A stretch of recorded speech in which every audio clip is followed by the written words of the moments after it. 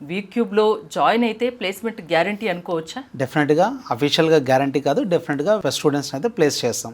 So we give 100% placement assistance. So మాకు different types of programmes ఉన్నాయి కాబట్టి ఒక స్టూడెంట్ మా వీక్యూబ్కి వచ్చినప్పటి నుండి సాఫ్ట్ స్కిల్స్తో పాటు మేము ఇంటర్వ్యూ స్కిల్స్ అవ్వచ్చు, కంపెనీ రెడీ స్కిల్స్ అన్నీ నేర్పిస్తాం. బికాస్ మా దగ్గర ఉన్న కరికులం అనేది ఇండస్ట్రీ స్టాండర్డ్స్లో ఉంటుంది కాబట్టి ఆ ఇండస్ట్రీ స్టాండర్డ్స్ కరికులం మెయింటైన్ చేస్తాం.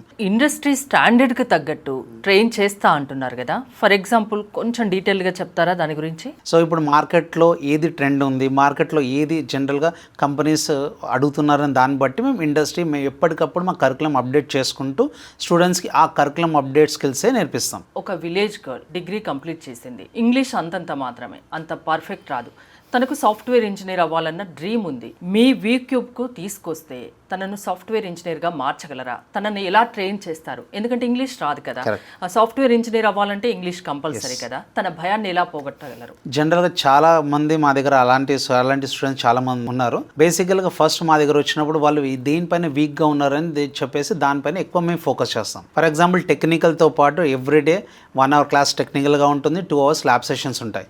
అండ్ మోర్ ఎవర్ వాళ్ళకి ఇంగ్లీష్ రాదు కాబట్టి సపరేట్గా అలాంటి పిల్లలకి సపరేట్ సాఫ్ట్ స్కిల్స్ సెషన్స్ నేర్పించుకుంటూ కమ్యూనికేషన్స్ కూడా ఎలా మాట్లాడాలి, అదేవిధంగా బేసిక్ నుండి వాళ్ళకి కంటిన్యూస్గా వాళ్ళ ప్రోగ్రామ్ అవుతుంది.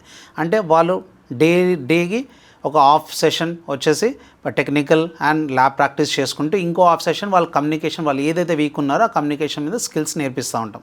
సో డెఫినెట్గా కోర్స్ కంప్లీట్ అయిపోయే వరకు టెక్నికల్ రెడీతో పాటు వాళ్ళ కమ్యూనికేషన్ ఏది ఉందో అది జనరల్గా వాళ్ళు పాస్ అయిపోతారు. ఎస్ డెఫినెట్గా నేర్పిస్తారు ఇక్కడ. ఎస్ టెక్నికల్, ఎందుకంటే బయట మార్కెట్లో ఓన్లీ టెక్నికల్గా ఉంటే సరిపోదు. ఇంటర్వ్యూ రెడీనెస్ స్కిల్స్ ఉండాలి, మాట్లాడగలగాలి. అండ్ టెక్నికల్గా ఇంగ్లీష్ మొత్తం ఫ్లూయెంట్గా రాకున్నా సరే టెక్నికల్ వర్డ్స్ కరెక్ట్గా సెంటెన్స్ ఫ్రేమ్ చేసి ఎదుటి వాళ్ళకి క్లారిటీగా అర్థమయ్యేటట్టు వస్తే చాలు. కాబట్టి ఎస్ ఆ పర్స్పెక్టివ్ పరంగా డెఫినెట్గా ఫోకస్గా వాళ్ళకి నేర్పిస్తాం. ఇప్పుడు ఐటీ కోర్సెస్ అంటే మ్యాక్స్ ఒక 5-6 months ఉంటుంది కదా, ఈ 5-6 monthsలో మీరు ట్రైన్ చేసిన ఆ స్టూడెంట్స్ పర్ఫెక్ట్ కాకుంటే ఏంటి నెక్స్ట్ ఏం చేస్తారు? మరి డెఫినెట్గా 90% స్టూడెంట్స్ అయితే పర్ఫెక్ట్ అవుతారు. ఇన్ కేస్ కొన్ని సిచ్యువేషన్స్లో వాళ్ళ ఇంట్లో వర్క్ ఉండి అలా మిస్ అయ్యే ఛాన్సెస్ ఉంటాయి. వాళ్ళంటి వాళ్ళకి కూడా మళ్ళీ తీసుకొని వెళ్ళేసి మళ్ళీ మేము ఫ్రెష్గా సపరేట్ బ్యాచెస్లో వేస్తాం.